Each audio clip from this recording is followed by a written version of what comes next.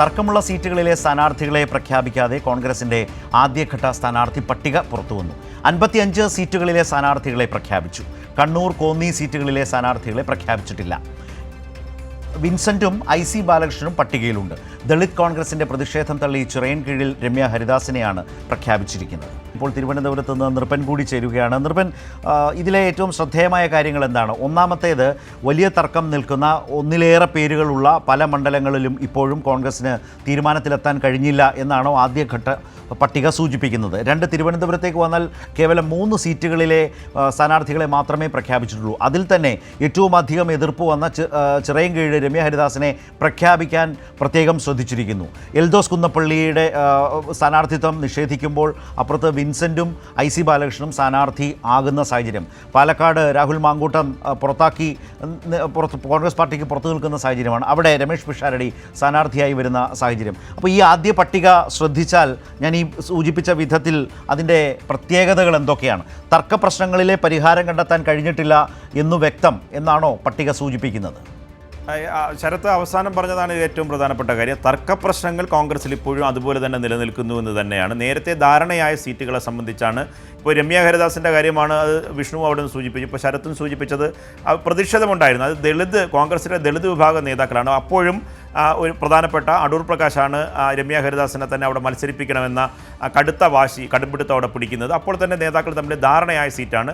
ഇത് ആദ്യം പ്രഖ്യാപിക്കുന്ന പട്ടികയിൽ തന്നെ രമ്യ ഹരിദാസ് ഉണ്ടാകുമെന്ന നേതാക്കൾ തന്നെ അനൗദ്യോഗികമായി അറിയിച്ച സീറ്റാണ്. അവിടെ അതുപോലെ പ്രഖ്യാപിച്ചിട്ടുണ്ട്. പക്ഷേ തിരുവനന്തപുരം ജില്ലയിൽ ആകെ പ്രഖ്യാപിച്ചത് 3 സീറ്റുകൾ മാത്രമാണ്. ആദ്യഘട്ട പ്രഖ്യാപനത്തിൽ തന്നെ 5 സീറ്റുകൾ ഒഴിച്ച് ബാക്കി മുഴുവൻ സീറ്റുകളും പ്രഖ്യാപിക്കുമെന്നായിരുന്നു നേതാക്കൾ പറഞ്ഞിരുന്നത്. അതിനുശേഷവും CMPക്ക് സീറ്റ് നൽകുന്നതിനെ ചൊല്ലിയുള്ള തർക്കം ഇപ്പോഴും നിലനിൽക്കുന്നു. തിരുവനന്തപുരം മണ്ഡലത്തിൽ, സെൻട്രൽ മണ്ഡലത്തിൽ ഇപ്പോഴും നിലനിൽക്കുന്നു. മറ്റൊരു പ്രധാനപ്പെട്ട കാര്യം ആദ്യം പറഞ്ഞ കാര്യമാണ്. അതായത് 2 സീറ്റുകൾ, അതായത് MP-മാർ മത്സരത്തിന് ഇളവ് നൽകുമോ? അത് കോന്നിയും കണ്ണൂരുമാണ്. ഇപ്പോഴും സുധാകരനെ അനുനയിപ്പിക്കാൻ കഴിഞ്ഞില്ല. അതുകൊണ്ട് കണ്ണൂർ സീറ്റ് MP-മാർ സീറ്റ് നൽകുന്ന കാര്യത്തിൽ ഇപ്പോഴും ഡിസിഷൻ എടുത്തിട്ടില്ല. അതുകൊണ്ടാണ് കണ്ണൂരിലെ സീറ്റിൻ്റെ പ്രഖ്യാപനം ഉണ്ടാകുന്നില്ല. UDFിൻ്റെ കൺവീനറായിട്ടുള്ള അടൂർ പ്രകാശിൻ്റെ സീറ്റിൻ്റെ കാര്യത്തിലും ഇപ്പോഴും പ്രഖ്യാപനം ഉണ്ടായിട്ടില്ല. അതോടൊപ്പം തന്നെ നേരത്തെ ശരത്തും വിഷ്ണു സൂചിപ്പിച്ചതുപോലെ ചില മാനദണ്ഡങ്ങൾ, ലൈംഗിക പീഡന കേസിലടക്കം നിലവിൽ പ്രതിപട്ടികയിലുള്ള വിചാരണ നേരിടുന്ന പ്രതികളെയും IC ബാലകൃഷ്ണനെ പോലെ നേരത്തെ പ്രിയങ്ക ഗാന്ധി ഉറപ്പുവരുത്തിയിട്ടുള്ള കുടുംബം തന്നെ ഈ ഇക്കാര്യത്തിൽ വലിയ തരത്തിൽ ആരോപണം ഉന്നയിക്കുന്ന ആ കേസുമായി ബന്ധപ്പെട്ട് IC ബാലകൃഷ്ണനെ മാറ്റി നിർത്തുമെന്ന് പറഞ്ഞു. പക്ഷേ IC ബാലകൃഷ്ണനുമുണ്ട്, വിൻസെൻറ്റുമുണ്ട്. സമാനമായ കേസിലെ പ്രതിയായിട്ടുള്ള വിൻസെൻറ്റുമുണ്ട്. പക്ഷേ പെരുമ്പാവൂരിലെ നിലവിലെ MLA ആയിട്ടുള്ള എൽദോസ് കുന്നപ്പള്ളിയെ ഒഴിവാക്കിയിട്ടുണ്ട്. ഇപ്പോഴത്തെ ആദ്യഘട്ട പട്ടികയിൽ അല്പം മുമ്പ് അദ്ദേഹം മാധ്യമങ്ങളെ കണ്ട് തന്നെ ഒഴിവാക്കില്ല എന്ന പ്രതീക്ഷ അദ്ദേഹം പങ്കുവയ്ക്കുന്നുണ്ട്. വീണ്ടും ദില്ലിയിലേക്ക് പോകുമെന്ന് പറയുന്നു. പക്ഷേ അദ്ദേഹത്തിൻ്റെ കാര്യത്തിൽ തീരുമാനം ആയിട്ടില്ല. അങ്ങനെ ഈ ആദ്യഘട്ട പട്ടികയെ സംബന്ധിച്ച് 70ഓളം പേരെ പട്ടിക ആദ്യഘട്ടത്തിൽ പ്രഖ്യാപിക്കുമെന്ന് പറഞ്ഞു. അത് കഴിഞ്ഞ മണിക്കൂറുകൾക്ക് മുമ്പാണ് 56 എന്ന് പറഞ്ഞത്. അതിപ്പോൾ വീണ്ടും ഒന്നുകൂടി കുറഞ്ഞ് 55ആയി പട്ടിക പ്രഖ്യാപിച്ചിട്ടുണ്ട്. 24 മണിക്കൂറാണ് പറഞ്ഞത്, 48 മണിക്കൂറായി. 70 വന്നില്ല, ഇപ്പോൾ 55ആയി. 55-ൽ തന്നെ തർക്കമുള്ള തലസ്ഥാന ജില്ല തന്നെ എടുത്തു നോക്കിയാൽ തർക്കമുള്ള മണ്ഡലങ്ങളെല്ലാം മാറ്റിവെച്ചിട്ടുണ്ട്. ശബരിനാഥിനെതിരെ വലിയ തരത്തിലുള്ള പ്രതിഷേധം കഴിഞ്ഞ ദിവസങ്ങളിൽ KPCC ആസ്ഥാനത്തുണ്ടായി. അദ്ദേഹത്തെ അരുവിക്കരയിൽ മത്സരിക്കാൻ പോയി എന്ന് പറഞ്ഞു. പക്ഷേ അരുവിക്കര പ്രഖ്യാപിച്ചില്ല. നിയമ സീറ്റ് BJP-യുമായി നേർക്ക് ത്രികോണ മത്സരമുള്ള സീറ്റിനെ സംബന്ധിച്ച് വലിയ തരത്തിലുള്ള തർക്കമുണ്ട്. ഇപ്പോഴും കോൺഗ്രസ് ആ സീറ്റിൽ ഒരു പ്രധാനപ്പെട്ട നേതാവിനെ മത്സരിപ്പിക്കുമെന്ന കാര്യത്തിൽ തർക്കമുണ്ട്. കാരണം നിയമ സീറ്റ് പ്രഖ്യാപിച്ചിട്ടില്ല. അങ്ങനെ തിരുവനന്തപുരം സെൻട്രൽ, ഞാൻ നേരത്തെ സൂചിപ്പിച്ചതാണ്, പലയിടത്തും കോൺഗ്രസിനെ സംബന്ധിച്ചിടത്തോളം ഇപ്പോഴും തർക്കം തുടരുകയാണ്. ആദ്യഘട്ട ലിസ്റ്റ് പട്ടിക പ്രഖ്യാപിക്കുമ്പോൾ തന്നെ അടിമുടി കൺഫ്യൂഷനുണ്ട്. പലയിടത്തും പല നേതാക്കൾക്ക് പല മാനദണ്ഡം എന്നതാണ് ഏറ്റവും പ്രധാനപ്പെട്ട കാര്യം. കെ സുധാകരനും വേണ്ടിയും ഒപ്പം തന്നെ അടൂർ പ്രകാശിനും വേണ്ടി 2 സീറ്റുകൾ ഒഴിച്ചിട്ടാണ് ഇപ്പോൾ 55ൻ്റെ സീറ്റിൻ്റെ പ്രഖ്യാപനം വന്നിട്ടുള്ളത്. ശരത്, ഞാൻ നിർബനിലേക്ക് മടങ്ങി വരാം. ഇപ്പോൾ 55 പേരുടെ പട്ടികയാണ് കോൺഗ്രസ് പുറത്തിറക്കിയത്. സ്ഥാനാർത്ഥിയായി പരിഗണിക്കില്ലെന്ന സൂചനകൾക്ക് പിന്നാലെ അതൃപ്തി പരസ്യമാക്കി എൽദോസ് കുന്നപ്പള്ളി. മത്സരിച്ചാൽ 15,000 വോട്ടിന് ജയിക്കുമെന്ന് എൽദോസ് കുന്നപ്പള്ളി പറയുന്നു. ഒരു തവണ കൂടി അവസരം ലഭിക്കുമെന്നാണ് പ്രതീക്ഷിക്കുന്നത്. യോഗ്യത വിലയിരുത്തേണ്ടത് ജനമാണെന്നും പാർട്ടി നേതൃത്വത്തെ എൽദോസ് കുന്നപ്പള്ളി ഓർമ്മിപ്പിക്കുന്നു. സ്ഥാനാർത്ഥിത്വം ലഭിക്കില്ലെന്ന് നേതൃത്വം അറിയിച്ചിട്ടില്ലെന്നും എൽദോസ് കുന്നപ്പള്ളി പറഞ്ഞു. ഡൽഹിയിൽ നിന്ന് പ്രത്യേകിച്ച് അങ്ങനെ ഞാൻ സ്ഥാനാർത്ഥിയല്ല എന്ന രീതിയിലുള്ളൊരു സൂചനയും എനിക്ക് ലഭ്യമായിട്ടില്ല ഇതുവരെ. ഇത്തവണ എനിക്ക് എൻ്റെ പാർട്ടി സീറ്റ് തന്നാൽ ഞാൻ 15,000-ത്തിലധികം വോട്ടിൻ്റെ ലീഡിന് ജയിക്കും. അതുകൊണ്ട് എനിക്കിപ്പോഴും പാർട്ടി വിശ്വാസമുണ്ട്. ഞാനൊരു കോൺഗ്രസ്സുകാരനാണ്. ലീഡേഴ്സിന് വിശ്വാസമുണ്ട്, AICസിന് വിശ്വാസമുണ്ട്. അവരെനിക്കൊരു അവസരം കൂടി നൽകുമെന്നുള്ളതാണ് വിശ്വാസം. ഇവിടുത്തെ ബൂത്ത് പ്രസിഡന്റുമാർ ഭാരവാഹികളെ സഹപ്രവർത്തകന്മാരെ വിളിച്ച് അന്വേഷിച്ചാൽ അവരെല്ലാം മനസ്സിൽ എനിക്ക് അനുകൂലമായിട്ടുള്ള വികാരമുണ്ട് എന്നെനിക്കറിയാം. അതുകൊണ്ട് തീർച്ചയായും എനിക്കൊരു വലിയ മുന്നേറ്റം വിജയം സൃഷ്ടിക്കാൻ കഴിയും. ഒരിക്കൽ കൂടി ഇപ്പോൾ അമൽ നമ്മൾക്കൊപ്പം ചേരുന്നുണ്ട് വിവരങ്ങളുമായി. അമൽ, വലിയൊരു അതൃപ്തി പ്രകടമാകും വിധത്തിലാണല്ലോ എൽദോസ് കുന്നപ്പള്ളിയുടെ ഈ സംസാരം. കാരണം ഇന്ന് പ്രഖ്യാപിച്ച പട്ടികയിൽ പേരില്ല.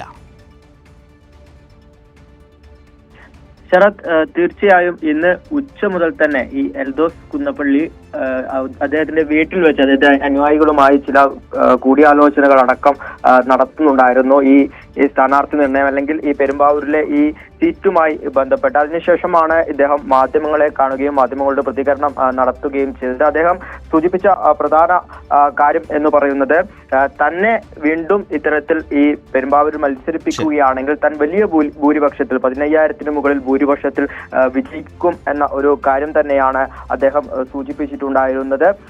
അത് ഇതിനു മുന്നേ, അതായത് ഈ സ്ഥാനാർത്ഥി പട്ടിക പുറത്തുവിടുന്നതിന് തൊട്ടു മുൻപേ ആയിരുന്നു അദ്ദേഹത്തിന്റെ പ്രതികരണങ്ങൾ ഒക്കെ തന്നെ ഉണ്ടായിരുന്നത്. അദ്ദേഹം ചില അവകാശവാദങ്ങളും മുന്നോട്ട് വെച്ചിരുന്നു. അതായത് 7 പഞ്ചായത്ത് പ്രസിഡന്റുമാരും ഒപ്പം തന്നെ നഗരസഭാ ചെയർപേഴ്സൺ അടക്കമുള്ളവർ തന്നെ വിളിച്ചു ബന്ധപ്പെട്ടിരുന്നു. അവരൊക്കെ തന്റെ കൂടെയുണ്ട് എന്ന രീതിയിൽ കാര്യങ്ങൾ പറഞ്ഞിരുന്നു എന്ന കാര്യമാണ് എൽദോസ് കുന്നപ്പള്ളി മാധ്യമങ്ങളോട് സൂചിപ്പിച്ചിട്ടുണ്ടായത്. ഒപ്പം തന്നെ ഇതുവരെ തനിക്ക് സീറ്റ് നിഷേധിച്ചതുമായി ബന്ധപ്പെട്ടുള്ള കാര്യങ്ങളൊന്നും ഇതുവരെ തനിക്ക് അങ്ങനത്തുള്ള വിവരവും ലഭിച്ചിട്ടില്ല എന്ന കാര്യമായിരുന്നു അദ്ദേഹം മാധ്യമങ്ങളോട് പങ്കുവെച്ചത്. ഒപ്പം തന്നെ പ്രതീക്ഷയുണ്ട് എന്നും പറഞ്ഞിരുന്നു. പക്ഷേ നിലവിൽ ഇപ്പോഴും അദ്ദേഹത്തിന്റെ ആ ഒരു സീറ്റിൽ ഒരു തീരുമാനമായിട്ടില്ല എന്നാണ് മനസ്സിലാക്കുന്നത്. അതായത് അമലാണ് വിശദാംശങ്ങൾ ഇപ്പോൾ നൽകിയത്, അമലാണ് വിവരങ്ങൾ നൽകിയത്. നിർഭൻ, അതായത് സിറ്റിംഗ് MLA-മാരിൽ എൽദോസിന്റെ സാധ്യത മങ്ങുകയാണോ? രാഹുൽ മാങ്കൂട്ടൻ ഔട്ടായിരിക്കുന്നു. അതുപോലെ കെ ബാബു സ്വയം പിൻവാങ്ങി, മത്സരിക്കാനില്ല എന്നറിയിച്ചു. ഈ നിലയിലാണോ സിറ്റിംഗ് MLA-മാരിൽ സീറ്റില്ലാത്തതും മത്സരിക്കാത്തതുമായ ആളുകൾ ഈ 3 പേർ മാത്രമാണോ? മറ്റൊന്ന്, ഇപ്പോൾ കെ സുധാകരൻ്റെ കാര്യത്തിൽ ഏതാണ്ട് തീരുമാനമായിരിക്കുന്നു. കെ സുധാകരന് സീറ്റില്ല. പക്ഷേ അങ്ങനൊരു കടുത്ത നിലപാട് അവഗണിച്ചുകൊണ്ട് അടൂർ പ്രകാശിൻ്റെ കാര്യത്തിൽ എടുക്കാൻ സാധ്യമാണോ? അടൂർ പ്രകാശിനെ അങ്ങനെ അവഗണിക്കാൻ കഴിയുമോ എന്നൊരു പ്രശ്നം നേതൃത്വത്തെ അലട്ടുന്നുണ്ടോ? കോന്നിയിൽ ഇപ്പോഴും സ്ഥാനാർത്ഥിയെ പ്രഖ്യാപിച്ചിട്ടില്ല. ഒരുപാട് പല പേരുകളും അവിടെ ഉണ്ട്. പക്ഷേ കോന്നി ഇപ്പോൾ രമ്യ ഹരിദാസിനെ സ്ഥാനാർത്ഥിയായി കൊണ്ടുവരാൻ അടൂർ പ്രകാശിന് കഴിഞ്ഞിരിക്കുന്നു. കോന്നിയുടെ കാര്യത്തിൽ അടൂർ പ്രകാശിന് നേതൃത്വത്തിന് വഴങ്ങേണ്ടി വരുമോ? ശരത്ത്, അത് തന്നെയാണ് ഇപ്പോഴും ആശയക്കുഴപ്പമുള്ളത്. കാരണം ഈ സുധാകരന് സീറ്റ് നൽകുന്ന കാര്യത്തിൽ തീരുമാനം AICC സ്ക്രീനിംഗ് കമ്മിറ്റിയും AICC എടുത്തു കഴിഞ്ഞു എന്ന് പറയുന്നു. പക്ഷേ ആ പ്രഖ്യാപനം കെ സുധാകരനെ അറിയിച്ചു എന്നതും വാർത്തകളാണ്. പക്ഷേ ഇക്കാര്യത്തിൽ എന്തുകൊണ്ട് കണ്ണൂർ സീറ്റ് ഒഴിച്ചിട്ടു എന്നതാണ്. അങ്ങനെയാണെങ്കിൽ പ്രഖ്യാപനം നടന്നത്. ഇപ്പോഴും കെ സുധാകരൻ്റെ കാര്യത്തിൽ ഏത് തരത്തിലുള്ള നീക്കമാണ് കെ സുധാകരൻ നടത്തുന്നത് എന്ന കാര്യത്തിലുള്ള ഭയം, ആശങ്ക AICC നേതൃത്വത്തിനുണ്ട്. ഒപ്പമാണ് അടൂർ പ്രകാശ്, UDF-ൻ്റെ കൺവീനറാണ്. അദ്ദേഹം കോന്നിയിൽ മത്സരത്തിന് വേണ്ടിയുള്ള എല്ലാ ഒരുക്കങ്ങളെല്ലാം പൂർത്തിയാക്കി അദ്ദേഹം മത്സരിക്കാൻ ഒരുങ്ങിയിരിക്കുകയായിരുന്നു. കെ സുധാകരന് ശേഷം അടൂർ പ്രകാശ് എന്നതായിരുന്നു അവരുടെ തീരുമാനം.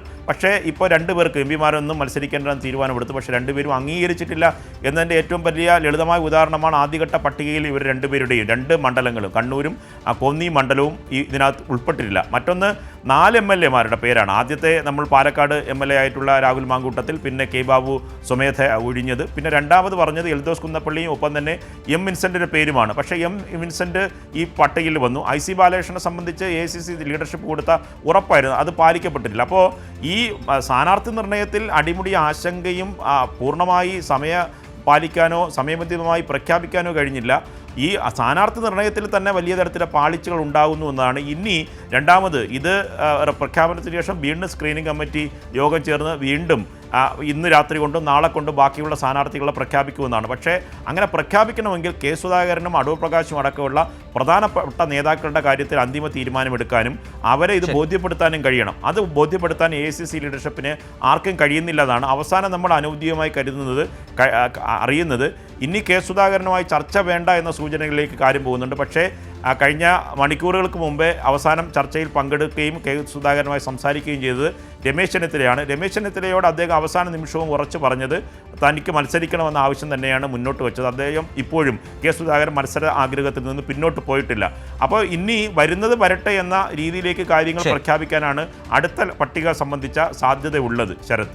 യെസ്, ഇപ്പോൾ നിർഭൻ സൂചിപ്പിച്ചതുപോലെ കെ സുധാകരനെ പോലെ തന്നെ അടൂർ പ്രകാശും തഴയപ്പെടുമോ എന്നുള്ള ഒരു പ്രധാനപ്പെട്ട ചോദ്യമുണ്ട്.